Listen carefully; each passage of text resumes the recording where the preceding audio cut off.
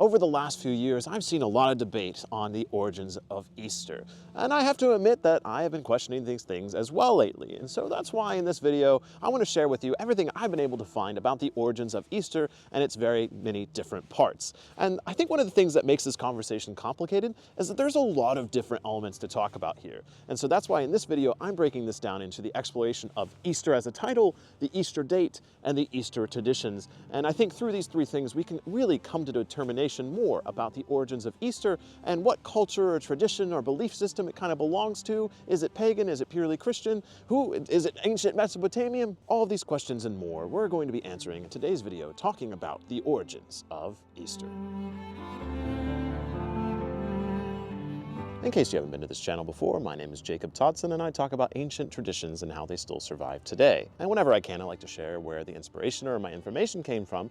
And I do want to give a big shout out to the channel Religion for Breakfast and their discussion on Easter just a couple weeks ago, I think it was.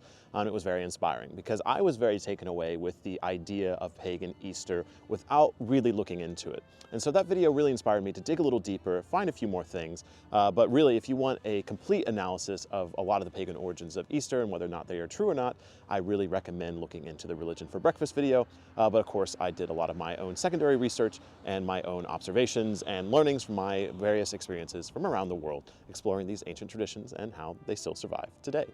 So the first thing I want to talk about in this video is probably the one that is the most controversial, and that is the name of Easter and whether or not it is actually associated with these ancient goddesses and to what extent ancient goddesses were worshipped around the same time of spring. And these two goddesses being Eostre and Ostara. And this is the one that definitely a lot of people, I think, in the pagan category of things can get a little carried away with. And it's something that has been getting carried away with since around the 1800s. And that is the fact that the namesake of Easter in the Anglo-Saxon language is Eostre. So Easter comes from Eostre because Eostre was the feasting month as recorded by Bede. He recorded that April was the feasting month of Eostre, a goddess, and that Easter became that same feast day. And because we're speaking in English, therefore we call it Easter still to this day. And we're talking about one account from almost 1400 years ago, 1200 years ago. And then about 1,000 years after this account, we have Jacob Grimm, who saw that Eostre and Easter were very similar, and that the name for Easter in German, which is Ostern, I believe, this name in German is very similar to this as well. And so he suggests because there was this goddess Eostre in the Anglo-Saxon, therefore there must be a similar goddess within the Germanic language and the Germanic people. And so that's where he comes with the goddess Ostara. And Jacob Grimm kind of pulls this name out of linguistic history and the muck of the ancient past. And then this is the name that kind of got ran with into our modern era. And so there could have been a goddess named Ostara, but our one mentioning of her, and not even that, not even an ancient mentioning of her, we're talking about an 1800s mentioning of Ostara. And this one account of Eostre have really evolved into a widespread religious practice, which is kind of crazy considering all we have is a name. Definitely where it gets complicated is whether or not these goddesses were actually worshipped, to what extent, where were they worshipped, but ultimately to claim that Easter is pagan based on this one name isn't quite enough evidence. And what we're going to explore deeper into this video is that the origins of Easter are not just from one culture. It's not just from the Germanic people. It's not just from Christianity. So let's explore that a little bit further when it comes to the date of Easter and when it's celebrated today. A lot of people think that making YouTube videos is all fun and games. And while I enjoy doing this work, there's a lot of background stuff you never get to see, from the editing to the script writing to the research. And so if you appreciate the work I do here and want to continue to allow me to make these videos as I have been for the last 6 years or so, I would really appreciate it if you would like and subscribe and all that good YouTuber stuff. But also, if you want to support this channel even more, please think about donating on Patreon. For just $10 a month, you can help support me as a creator while also receiving a pretty cool benefit in return. And by this, I mean like a monthly challenge thing that I've been doing lately, where I encourage you to do 3 different things every single month. And for the month of April, I've been encouraging people to do cold showers, digital detoxing, and journaling. If this is something that sounds interesting to you, I would appreciate any support you're able to do through Patreon or the purchasing of the 2 books that I've written. And with that, let's return to this conversation of Easter, having fun, being a little festive, and the beauty of the new year. I kind of planned on jumping off, but this is a little high. I'm 30 now. I don't know if I can do this.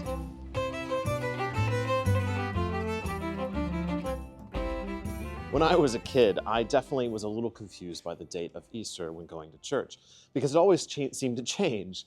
And we're talking about a fixed date in which someone supposedly died and came back to life. And yet, the date for Easter is marked by the first Sunday after the first full moon after the equinox. Well, that sounds awfully pagan. And I think it's this right here that has a lot of people questioning about the origins of Easter. And hopefully you can see why. That is a very pagan date. And when looking into the origins of Easter, I haven't been able to find the specific reason or the specific holiday, but I have seen a lot of mentionings of what Easter took over, at least to the Romans. And it's here at the Romans that we have to kind of discuss the history of Christianity, and that is the Council of Nicaea. So a lot of what we know Christianity as today was decided at the Council of Nicaea, which took place 300 years after the death of Christ. And so a lot of the holidays and a lot of the specific creed and practices, and even the divinity of Jesus himself and God, were all put into question at the Council of Nicaea, which was essentially a Roman meeting. So Christianity started as a revolutionary movement almost to the Roman Empire. And then here we are 300 years later, and Rome is deciding the fate of Christianity. And this is a very interesting dichotomy. And it is here that we can find a lot of the origins of the pagan holidays and how they were converted into the Christian holidays we know today. And even with the origins of Christmas and its date, go all the way back to the Roman festival of Saturnalia, as well as the rebirth of the Roman god Sol of Invictus, as well as Mithras, I believe. But when it comes to Easter specifically in this Council of Nicaea, I think what we can also look at here is the celebrations around Cybele, the goddess, and her husband Attis. Attis was a god of fertility, a god of vegetation, and within his story, he dies and is resurrected 3 days later after a series of 3-day events, and is reborn again, bringing forth the new sun, new life, and new vegetation as part of the agricultural cycle.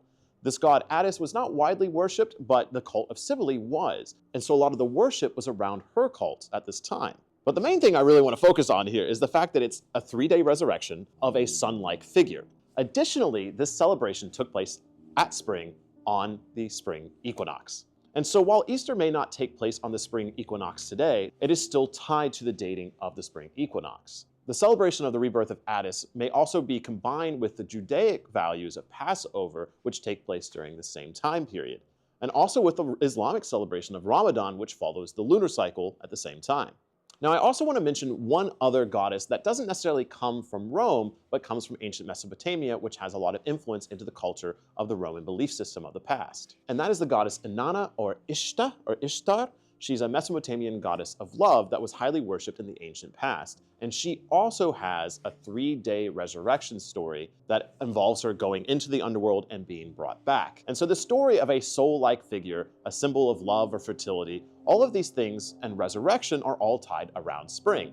And so once again, the actual date of Easter isn't fixed or transcribed from one set celebration, but it seems to be brought forth from many different cultures. And when looking at the Council of Nicaea and the Roman Empire that was representing it, it's easy to see why they kind of combine a lot of different faith systems to create Easter and what it still is today. We have a little sprinkle of Judaism, we have a sprinkle of Roman paganism, and we have a sprinkling of even Mesopotamian in the origins of the date of Easter. And now we've arrived at the most difficult thing to talk about in this video, and that is the other main element of Easter, and that is the very confusing, colorful eggs and bunnies that seem to be everywhere. Seriously, like, you don't see many Christian things anymore. I don't see any, like, he is risen stuff. I see rabbits everywhere. And the first thing we have to talk about is the origins of the Easter rabbit bunny. Is actually the Easter hare. I think I see a lot of people online talking about how because the hare, the bunny, is the main symbol of Easter, this automatically makes it pagan. And while there's a part of me that totally agrees with you, because a rabbit, a hare are symbols of fertility. But when you actually look at the research and the actual evidence of the origin of the hare into the Easter, it gets pretty muddy pretty quick. And there have been a lot of huge assumptions made in the last 200 years by scholars and normal everyday people alike that have created this mythos of the modern day Easter rabbit being a pagan thing in the past. While I agree with you that I think it is a pagan thing, and definitely is a pagan thing now, the ancient origins are a little bit more mysterious than that. Let me explain. And the Religion for Breakfast and a few other videos have dove into this in way more detail. I hate specific dates. This is why I wasn't great in college. But somewhere in the 15th or 16th century, there is the oldest account of the Easter hare, and it is German. So the Germans did record that there was an Easter hare tradition at that time. And of course it was established, but how far back does that go? No one really knows. It could go back for 100 years, 200 years, but it would need to go back over 1,000 years in order to come in contact with the Germanic pagan traditions. Now, something to keep in mind is that a lot of Germanic pagan traditions survived in the peasantry. And so things such as the kobolds, the house spirits, things such as midsummer or the maypole dances, or any of these small little pagan elements, literally being pagan from the country people, or heathen, people who lived in the heath, a lot of pagan traditions survived within folk traditions. And so we may not have the exact origin date. The furthest we can go back on the Easter hare is the 15th or 16th century. The fact that it survived within the peasantry gives us a little bit more hope that it goes back even further. Now, the history and transcription of the Easter hare into America is a little bit longer than you'd expect. Growing up in the 20th and the 21st century, we just assume the Easter Bunny has always been here. But the Easter Bunny as a concept really didn't become a big thing until the late 1800s as more German immigrants came here to the United States, bringing with them the Easter Bunny. Now, obviously we have the Pennsylvania Dutch and the big wave of immigration that came there. In the very city I'm in right now, Cincinnati, had a huge wave of Germanic immigration. And I think as the Germans moved more into the cities, around the same time that Christmas became bigger and bigger and a little bit more Germanic, I think they also brought those Easter traditions, the Easter hare. Where the Easter hare became the Easter Bunny is from the Pennsylvania Dutch in the sense that there are more rabbits existing within Pennsylvania. And so the Easter hare transitioned over into the Easter rabbit, the Easter bunny. And this is definitely where those two things become crossed. When it comes to the Easter bunny and the Easter rabbit and being tied into the ancient goddesses, this is where a lot of modern people, modern scholars, have added their own voice into assuming that they were tied to these ancient beings. As we already established with Eostre and Ostara, we know next to nothing about them as goddesses, except that Eostre more than likely existed, and that Jacob Grimm really thought that Ostara existed. But outside of that, we know nothing. And so even the rabbits that were added into around the late 1800s and the 1900s, people just started saying that they had them. They were like, yep, they definitely had them, and they definitely had them in ancient history without any proof proving so. And I know in the Religion for Breakfast video, he discusses that there was a Celtic goddess possibly tied to hares or rabbits, and this is literally because there's one statue that has a hare in it. And this is where we get a lot of the telephone game when it comes to mythology. Things spread really quickly, and it is important to acknowledge the origins of things. Something I wanted to kind of bring in here at the end of this video is something I like to do in these videos in general, because for me, I look at these ancient practices and I think, okay, what do they mean for us now? And what can we learn from all of this? Because ultimately, I'm not trying to say that Easter is one culture's thing. It seems like it's a global culture thing. If anything, I'm saying it's not just Christianity. It's something that belongs to the Middle Eastern world and beyond, and all global cultures that are affected by Christianity, and then the European cultures as well. Easter is a global holiday, and it isn't just involving one culture or belief. And with that, I want to kind of look at some of the common traditions that are celebrated by global cultures when it comes to this time of year. First off, we have the three main Abrahamic faiths in the sense of Judaism, Islam, and Christianity. And one of the main things they have in common with this time of year is they do have some kind of long observance periods, whether that is Ramadan, whether that's Lent, or Passover. And all three of these things involve intensive prayer, purification, and often fasting to some kind. And I think this once again kind of ties into the transition into spring. We have the time of the rebirth of the sun, and so it's the time to cleanse oneself for the next year. And one of the best ways to cleanse yourself is by fasting, is by praying, is by reflecting and meditating. And so really, I think the time before spring, the time leading up to Easter and the spring celebrations, is a time for purification. And we even see that within the tradition of spring cleaning. Two other holidays I kind of want to look at here that happen around the same time are Holi in India, which isn't quite tied to the same belief system of the Abrahamics, but it has elements of spring that I really like. This is the time in Hinduism for the triumph of good over evil and the return of love and the symbol of eternal love and genuinely the signs of spring. And Holi is a very whimsical holiday from what I understand in India. I haven't done extensive research, but I know enough to know it involves a lot of color, celebrations, and just general revelry. And so I feel like holy really represents the earth aspects of spring, where the Abrahamic aspects really look into the soul aspect. And I think those are both still very important. And then, of course, within the Celtic belief system, we have Beltane, which takes place on the end of April 30th into May 1st with Beltane or Bealtaine, depending on where you're from in the world. And this is a celebration of the return of fire, the sun, and is often associated with singing and dancing around the fire, and of course, fertility. Which bring us nice and cozily back to the hare and the symbol of spring in general. While once again, the hare may not be able to be traced back to one single pagan origin, the hare is something that is across the planet. The symbol of fertility, of new life, of growth, of reproduction.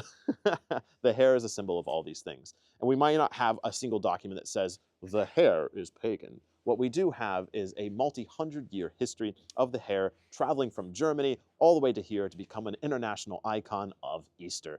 And I think that's really cool. And I think that's the way I want to end this video, is really looking at the two major aspects here of Easter that survive today.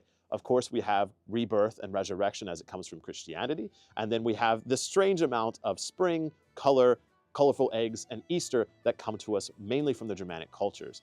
Both of these things come together to create the Easter we know now. And I think that's really cool. And when talking about ancient cultures and ancient religions, it can get easy to look back, well, if we don't have that source material, if we don't have that document, we can't do it. And I don't believe that. I believe culture, tradition, religion, these things are all constantly evolving. And I think within the last 100 years, 200 years, we've seen an evolution of Easter into something quite different, but something still connected to the past. And so no matter what you celebrate, whether it's Easter, Ramadan, Beltane, Holy, it doesn't matter. Whatever you celebrate, I think we can ultimately all reflect on the rebirth of the sun, the coming of new life, the beauty of this time of year, and that we all need to loosen up, purify ourselves, and enjoy this new cycle in the beautiful planet we call home. So no matter what you call it, I wish you a happy spring, a happy Easter, blessings of Beltane, and everything in between. So thank you so much, and I'll see you in the next video here at the Wisdom of Odin.